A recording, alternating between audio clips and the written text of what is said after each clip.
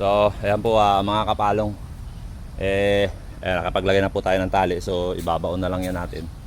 Lalagyan natin ng bote sa ilalim or plastic bottle para hindi siya mabunot. Ayan, may mga tali na po yan. Bali 24 pieces pa lang pala yan. Basag pala yung isa eh. Ayan, mga tali niya. Ayan, sinubukan kasi namin kanina. Yung dalawa medyo malapit. Ayan, magpapangabot sila kaya in-adjust namin. Adjust ko ng konti, siguro mga 1 feet. Ayan, para ano sila. Yun nga lang, yung sa dulo po kasing yun, hindi pa namin may usog gawa ng may malunggay doon. Ayun o. Ayan, may mga tali na po yan. Saka ito,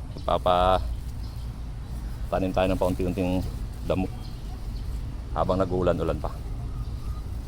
So ayan lang muna mga kapalong. Tuloy-tuloy lang tayo ng trabaho at medyo makulimlim. Wala namang ulan. So ayan.